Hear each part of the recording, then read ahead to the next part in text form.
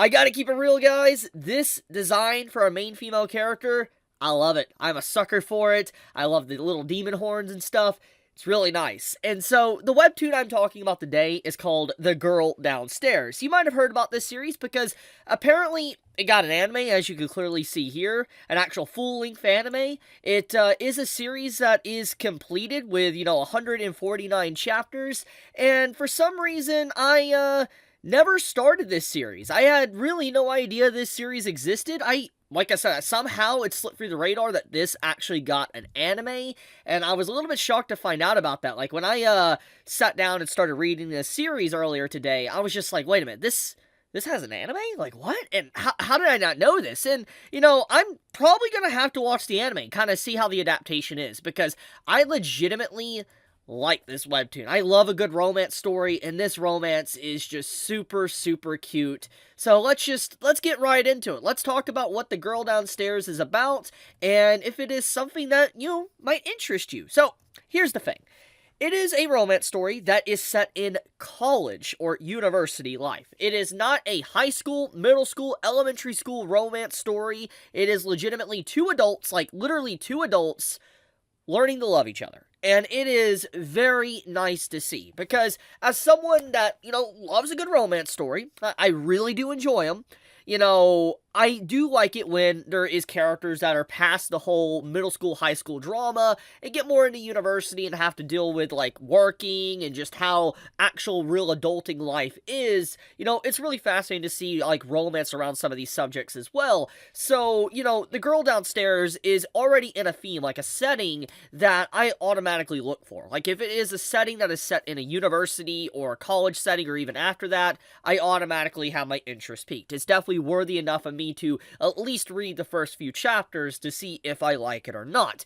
Now, so far, from what I have read, I've read about 10 chapters deep, and once again, for clarification here, there is 149 chapters, and, it is effectively concluded. It's been over since apparently last year, well over a year now, and, it does seem to be relatively enjoyed by a lot of people, and so because of that, I'm willing to bet you I'm going to enjoy my journey throughout the story, and it seems like the anime overall, I mean, looking at the views on just this episode alone here, and this is just a random clip I could find on YouTube, it's clear there is some form of hype and enjoyment around the story, so this isn't like a no-name series or whatever. There does seem to be quite the fan base that does surround this. But getting back on topic though, my overall initial impressions and how I feel about The Girl Downstairs is such as follows.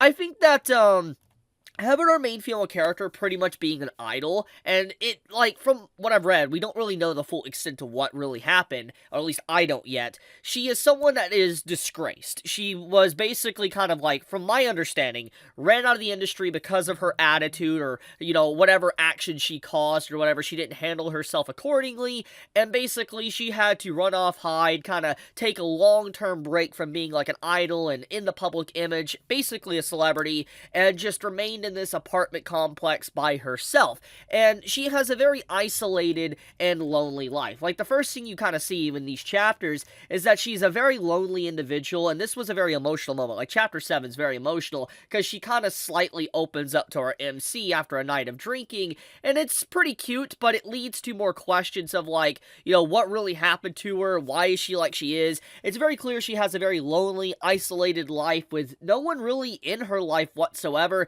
and any connections that she potentially had in the past basically ended up being burnt or just thrown away to the wind. It's very clear just by what she's been through and the little, moments she kind of speaks that is true to herself, that she has been hurt time and time again. People leave her, walk out of her life, she walks out of other people's lives. It's a back-to-back thing, and so she has just an extremely lonely existence where just she's always by herself. And so this is where our main male character comes in. Basically, he's a guy that is just your average individual. He's a guy that's just trying to go to school, go to high school, and he has a girl that he actually, he likes. He likes this girl here in this picture, and he's been trying to make the moves on her, basically a childhood friend. And as he's trying to make the moves on her, he, gives her a scarf and all that. It's like, oh, give it to me the next day in school, and she, literally shows him up. Like, in the messages here, he's getting text messages, she says she doesn't have the scarf or whatever, and, like, she'll break the next day. But as, the chapter continues, you can see that she looks very, like, ugh, and then, like,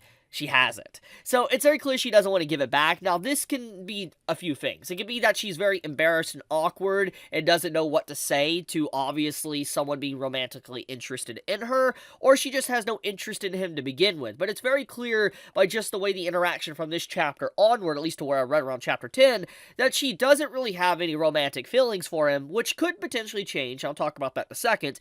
But I think that overall she just doesn't care for him, so it's a one-sided love, so to speak. Our main male character has one-sided love. He's after one girl, and it's clear that she potentially has no interest in him, which leads to our main female character, Duda, that basically is someone that clearly wants a friend, wants a companion, and her feelings are turning from more of friendship to potential romance. Just the very interactions of how she interacts with our main male character just speaks that alone. She wants someone to be able to just be herself with. And that's exactly kind of what happens throughout these early chapters. And if we're backing up to, like, let's say chapter 1 for a second, you know, we get a flash forward. We get to see that their overall relationship is definitely a lot more romantic than what it currently is, because it's like, this is way off in the future, like 6 months or so in the future, but it's clear that their relationship has definitely progressed, so there is hope there, showcasing that it's not going to be like a stalemate or very slow-paced series. I mean, hell, only 149 chapters. I think that's a pretty good thing, because, like, a lot of romance stories overstay their welcome, and they just stretch things out way too long, and the fact that this only has 149 chapters, which is technically still long, it does mean that it's, you know, quick, short and sweet, basically, and a good read to really get to know these characters and probably have a very satisfying conclusion.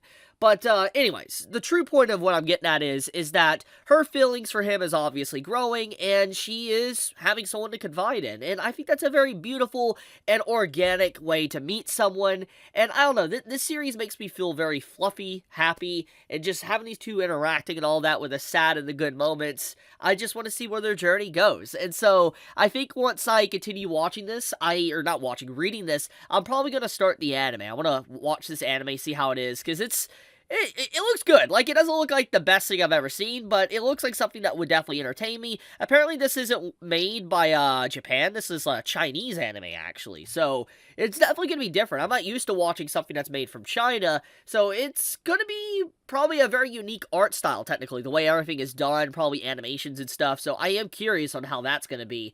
But, yeah, I kind of wanted just to recommend The Girl Downstairs. Like, if you are interested in a very romantic story that is definitively over, like, for instance, 149 chapters, it seems to, you know, people actually really enjoy it. You can see recommendations here. It's very clear that, you know, it's worth a read, probably. So, yeah, if you want an itch, you haven't started it, give it a shot, you'll like it even more, go watch the anime, and apparently there's also, like, a live action as well. So if you're more into, like, K-dramas and stuff, you know, you like live action, then you probably could just watch that instead of the anime. So that is also food for thought. But, I want to wrap up this video here. Thank you so much for watching. If you enjoyed my content or you enjoyed this video, do leave me a like. It does help me out a lot, and I would greatly appreciate it. The link to this series will be in the description if you want to read it for yourself. But thank you so much, everyone. I love you. Chibi out.